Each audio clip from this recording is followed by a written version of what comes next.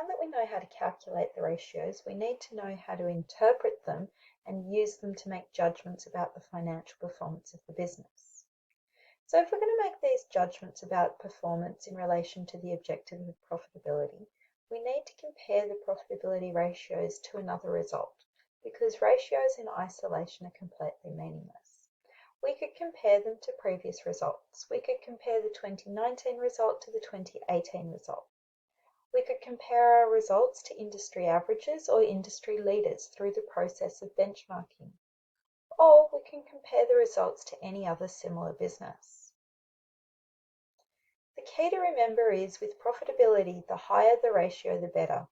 We want to be as far above the industry average or other businesses or other years' results as possible, because that's highlighting that the business is more profitable than those other areas. It's focused on showing the difference between revenue and expenses is actually increasing. So the first thing that we can compare the GPR and MPR to is previous results. So if we're going to have either a GPR or an MPR that is higher than a previous result, this is a favourable outcome for the business. It means that the business is earning more profit out of each dollar of sales than they were last year. And it's showing that profitability has actually improved over the period. However, a GPR or NPR that is lower than previous year's results is an unfavourable outcome for the business. This is highlighting that the business is earning less profit out of each dollar of sales than they were last year, and the overall profitability of the business has deteriorated. So let's have a look at an example, how we can calculate the ratios to be able to make a judgment on whether the profitability has improved or deteriorated over the period. So step one, we need to calculate the profit figures if we're going to be able to calculate the GPR and NPR.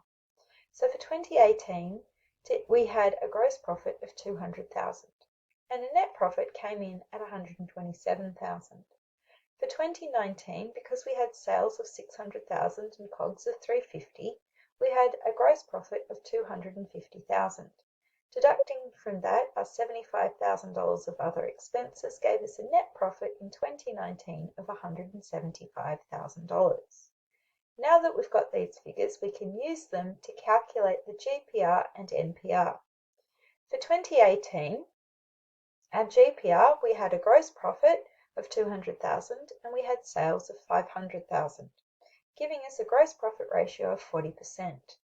In 2019, we had a gross profit of $250,000 and we had sales of $600,000, giving us a GPR of 42%. In 2018, our NPR, we had $127,000 in net profit and $500,000 in sales, giving us an NPR of 25.4%. In 2019, we had $175,000 in net profit and $600,000 in sales, giving us an NPR of 29.1%. So now that we've got these figures, we need to be able to compare them to make a judgment about the change in profitability between the years. If we look at the GPR, we can see that it's increased from 40% to 42% between 2018 and 2019.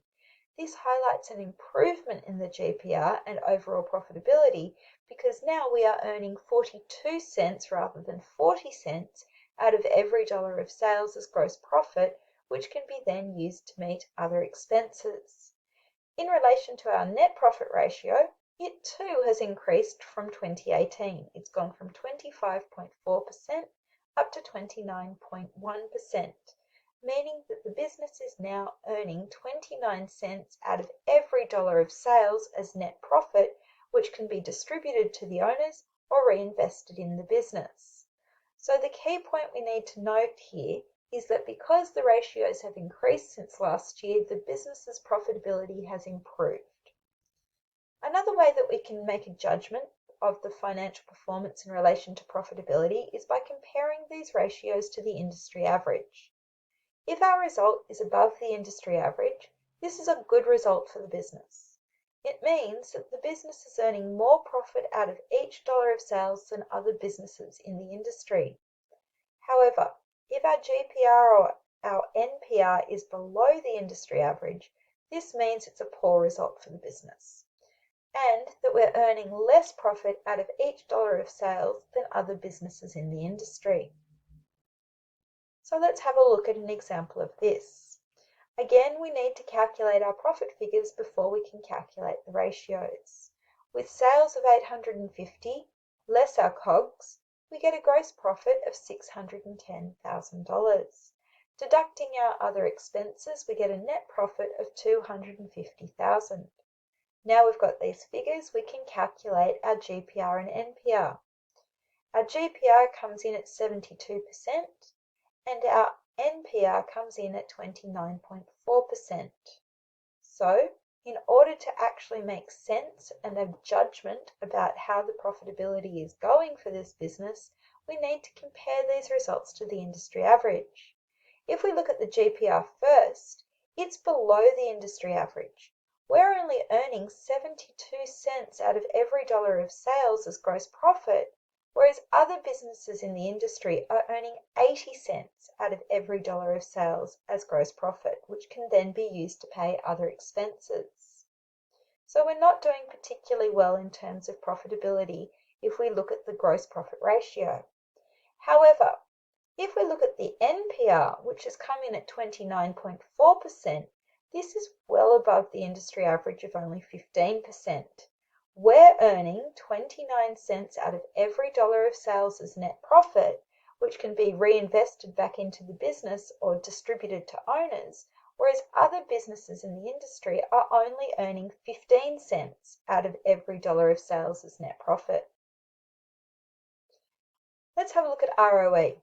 So ROE can also be compared to industry averages and results from previous years. If we have a result that is higher than the industry average, this is favorable for the business, and it's showing that the business is an attractive investment opportunity for the owners.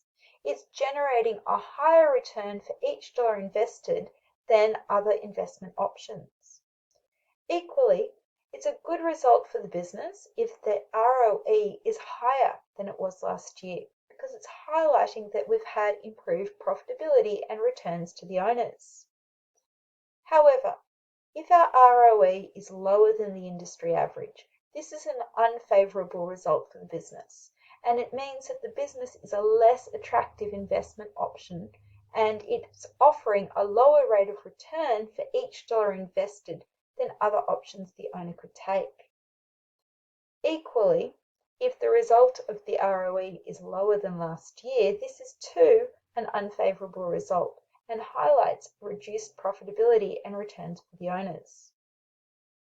So in summary, ratios in isolation are meaningless. If we are going to make a judgment about the financial performance of the business, we need to compare our GPR, NPR, and ROE to other results. The most commonly compared figures are to previous year's results or industry averages. If we have a result that is above the previous year, that's showing improved profitability for the business. If it is below the previous result, it shows reduced profitability. If we are above the industry average, this highlights that we have better profitability than other businesses in the industry.